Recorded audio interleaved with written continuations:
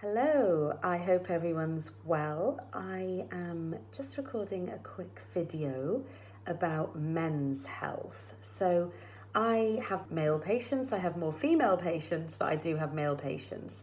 And they have asked me to make some content for them as well, which of course I must. So, I'm going to just talk you through a bit about the sort of things that male patients come to see me about, and then just maybe go through just some of the things that I do with my male patients. Sounds weird, but you know what I mean. So basically, the main reasons that men come to see me is either because their wife or partner has come to see me and they've been dragged in because she's like, I'm feeling better and you're not quite right, so you need to go see this doctor.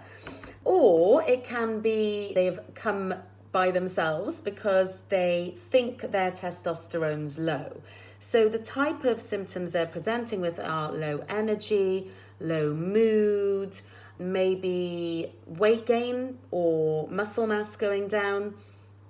So some examples would be a man I saw in his mid-40s, father of three, busy job in the city, and just feeling like he was past his peak, really feeling like he used to have enough energy to do his job, play with the kids and do gym, and he just felt more and more low and like he couldn't do those sort of things.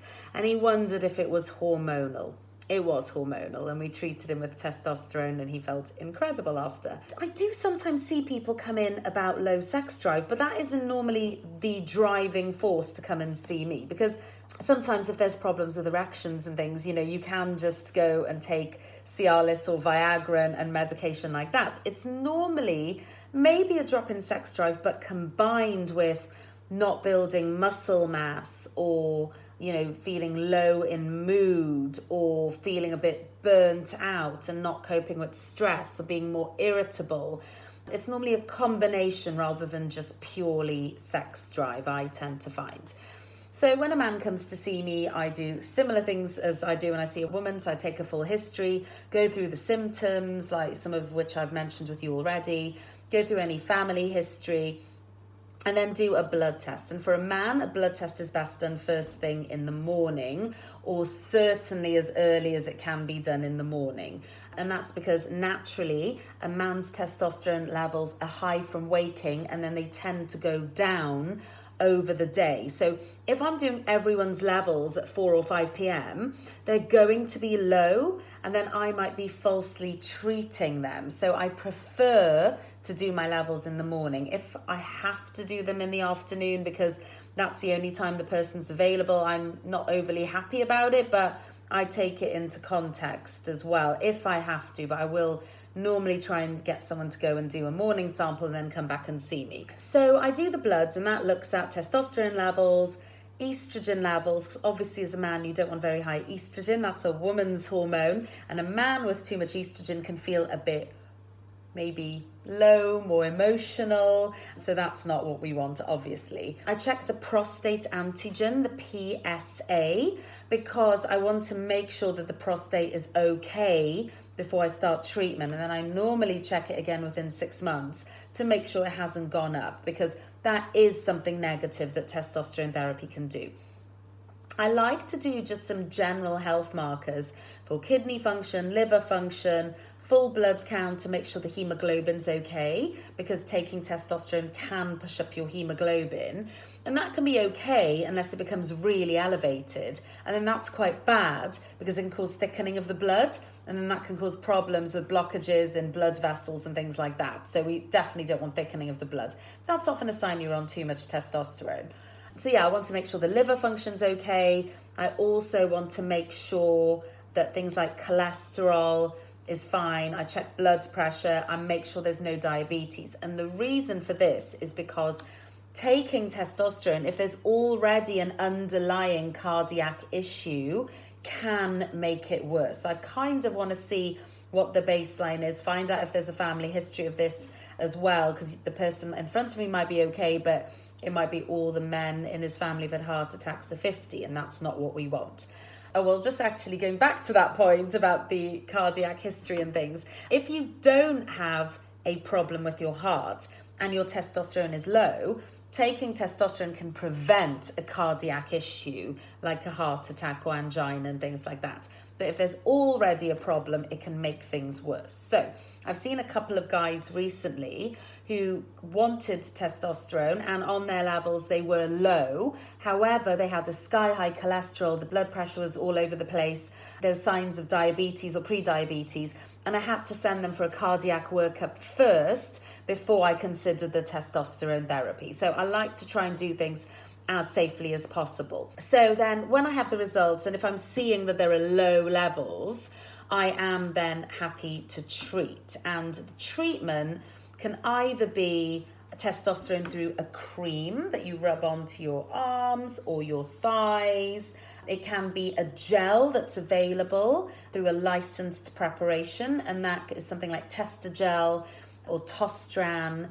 And then we also have the injectables. Now, if you go on forums about testosterone, as many of the men I see do, generally the forums say the creams and the gels are rubbish and you should just inject. Now, I don't agree with that, and nor do all my patients. And I do have some patients who just haven't absorbed the cream very well, and it's not made a huge difference. But I've been seeing a patient who we started off with the cream, and then we moved on to injectables, and he was like, I really haven't seen a huge amount of difference. And his levels were also very similar. So then we've got evidence that in him that it was very similar. Now, when you inject testosterone, it tends to shut off your own natural production. So it shuts off the signal from the brain, and you no longer make your own testosterone, and you become dependent on the testosterone that you're taking through an injection. And if you choose to stop it, there are medications and things we can use to re-stimulate your natural production. But there is a very, very rare chance that your natural production won't come back. So that's something I warn my patients about, which I think is really important for them to know so they can make an informed decision. And that's what informed consent is. I don't really like treating the younger man for a multitude of reasons. Generally you should be making your own testosterone. If you're not, it could be a sign of something else. So another patient I've seen, he's maybe in his early 30s, but he had a car crash and he did hit his head and he blacked out. And since then he hasn't felt right, and he thought his testosterone could be low. And it certainly was low. And to a degree, I was very happy to treat him, but I also wanted him to go for a brain scan, because that was never done after the accident, to figure out why he isn't making enough testosterone. So that's something I would also look at, just trying to, like I said, find a root cause and doing things in a safe way. So back to injectable testosterone, it does shut off your own natural production, and it can happen with the creams or the gels, but it's less likely. So if I have a young guy who hasn't quite finished his family, I would normally recommend looking at a non-injectable form of testosterone. Also, because taking testosterone can lower your sperm count, and again, in rare cases, it can be irreversible. So you probably wouldn't want to mess up your chance of having a family just to gain a little bit of extra muscle. It might be worthwhile finishing your family and then going on to using testosterone if that's where you are in your stage of life. Injectables can be short acting, so they only last a few weeks or weekly, or they can be longer acting where they last maybe 8 to 12 weeks. So again, it can be different depending on what you're trying to achieve. Is it muscle mass? Is it libido? Is it focus and concentration? Is it just energy? So I would discuss all these things with the man in front of me, and then we would do a prescription, and that would normally be for maybe 3 months. And then at that time, I'd want to see the man again, recheck the levels, make sure the PSA is okay, make sure the blood count's okay, make sure the liver hasn't been affected, and then we can maybe go to 6 monthly appointments after that. So that's a bit of a nutshell of how I treat men with testosterone. Of course, I'm looking for all the same other things I look for with women. What's going on with their cortisol? Because if that's all over the place, that's going to affect their testosterone production. Is their thyroid okay? Are their sugars okay?